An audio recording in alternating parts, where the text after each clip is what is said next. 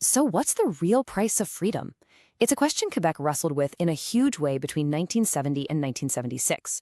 This was a society just completely torn in two, caught between the dream of creating a brand new country and the very real promise of a good job. We're talking about 6 years of terrorism, massive social upheavals, and a deep identity crisis that, honestly, would go on to shape Canada forever. And the whole thing kicks off in 1970, not with some dry political speech, but with poetry. You've got 4,000 people packed into this event called the Night of Poetry, listening to artists who are just voicing this incredible desire for change. And this line right here, it just nails the feeling in the air. This sense that the old, unlucky days were done, and a new, freer future was about to take flight. But then, bam, that poetic dream slams right into cold, hard reality. This is the voice of Robert Bourassa, a young, pragmatic economist who's about to take charge. See, for him, pride wasn't some lofty, abstract ideal. It was a steady paycheck. And with that one simple promise, 100,000 jobs, he basically set up the core conflict for the entire era. Okay, so here's our game plan for this explainer. First, we'll look at the election that pitted that poetry against pragmatism. Then, we're diving straight into the chaos of the October crisis. After that, we'll see Bourassa's massive answer, the project of the century, and explore the other social battles that were heating up. And we'll wrap with the language law that, well, divided everyone and set the stage for a political earthquake. So, let's get right into it. Our story really begins with the 1970 provincial election. And you have to understand, this wasn't just about picking a new premier. This was a choice about what Quebec itself was going to be. The choice couldn't have been clearer. On one side, you had René Lévesque and his brand new Parti Québécois. Their message was powerful, emotional, and simple. Create a country. Their whole argument was that real prosperity, real respect could only come with independence. And on the other side, Robert Bourassa's Liberals, with a message that was way more down to earth: create jobs. Their argument was a direct warning: go for sovereignty and you risk economic ruin. So, when the votes were all counted, Bourassa's Liberals won, and they won big, with 45% of the popular vote. But the real headline here, the thing that made everyone sit up and take notice, was the party that came in second, the Parti Québécois. A party that basically didn't even exist a few years earlier pulled in a staggering 23% of the vote. This was proof that the dream of an independent Quebec wasn't some fringe idea anymore. It had serious mainstream support. But, and this is a big but, here's where the political system throws a wrench in the works. That 23% of the vote for the PQ, it translated into just 7 seats in the legislature. Meanwhile, the Liberals' 45% got them a whopping 72 seats. So for the sovereignists, yeah, it was a crushing defeat when it came to actual power. But in another way, it was a huge moral victory. They had put themselves on the map, and they were here to stay. Bourassa's new government barely had time to unpack their desks before being thrown into an absolute fire. I mean, just 6 months after that election, a political crisis exploded that would push Quebec to the very edge and really test the limits of Canadian democracy itself. And it all happened so fast, it was terrifying. On October 5th, this revolutionary group, the Front de Libération de Québec, the FLQ, kidnaps a British diplomat named James Cross. Just 5 days later, a second FLQ cell snatches Quebec's own labor minister, Pierre Laporte. The whole situation just spirals until the federal government in Ottawa makes the unbelievable move of invoking the War Measures Act. And then, the very next day, the crisis takes its darkest possible turn. Pierre Laporte is found dead. So who were these guys, the FLQ? Well, as part of their demands, they had their manifesto read out loud on public radio. And this little excerpt gives you a real taste of their thinking. They didn't see themselves as criminals at all. They saw themselves as revolutionaries, fighting for the complete liberation of Quebec from what they considered economic and cultural oppression. The response from Ottawa, from Prime Minister Pierre Elliott Trudeau, was just as hardline. When a reporter cornered him and pushed him on how far he'd go to keep order, his answer became one of the most famous and, let's be honest, chilling quotes in all of Canadian history. Well, just watch me. It was a clear signal the government was not messing around. So what did just watch me actually mean on the ground? It meant the government suspended basic civil liberties. It meant 8,000 soldiers patrolling the streets of Quebec. And it meant that nearly 500 people, we're talking artists, journalists, union activists, were arrested and thrown in jail without any charges.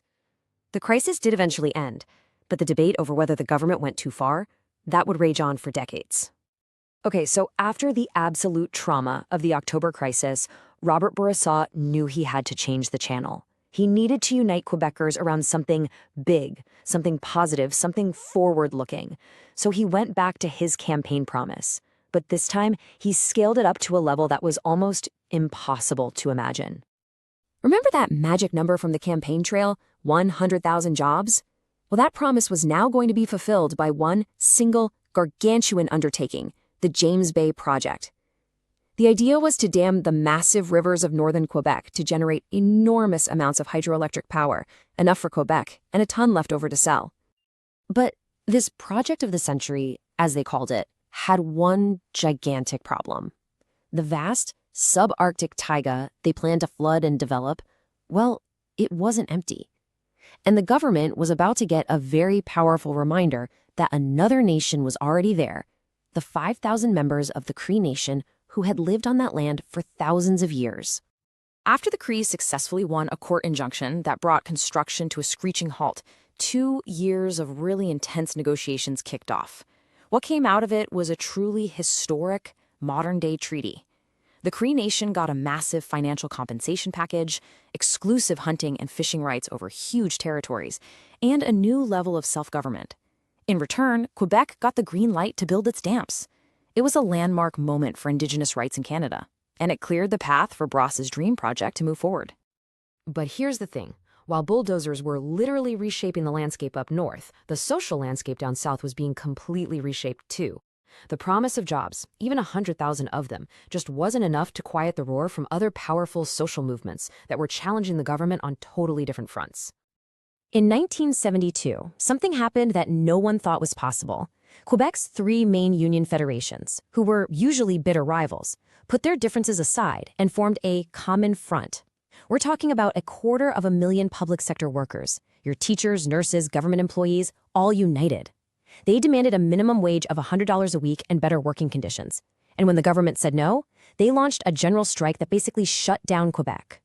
Bourassa's response was like a hammer. His government passed a special law, Law 19, that made the strike illegal and ordered everyone back to work.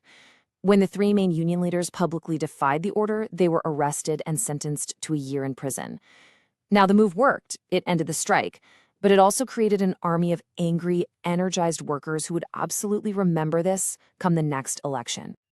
And at the very same time, a new, much more assertive feminist movement was exploding onto the scene. Women weren't just asking for equality anymore, they were demanding real, concrete changes. They wanted affordable public daycare so they could actually join the workforce.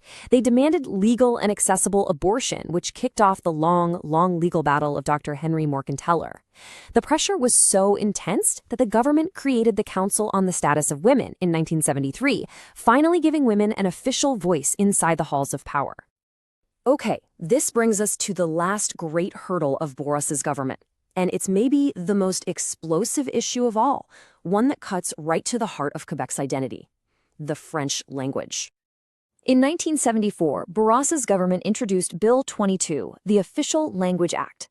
Now, on paper, its goal sounded pretty straightforward: declare French the one and only official language of Quebec. But, as they say, the devil was in the details. And the law's attempts to compromise made it one of the most hated pieces of legislation of the entire decade. You see, the law was a total political disaster because it managed to satisfy absolutely no one. Francophones were outraged. They felt it was full of loopholes and didn't go nearly far enough to actually protect French.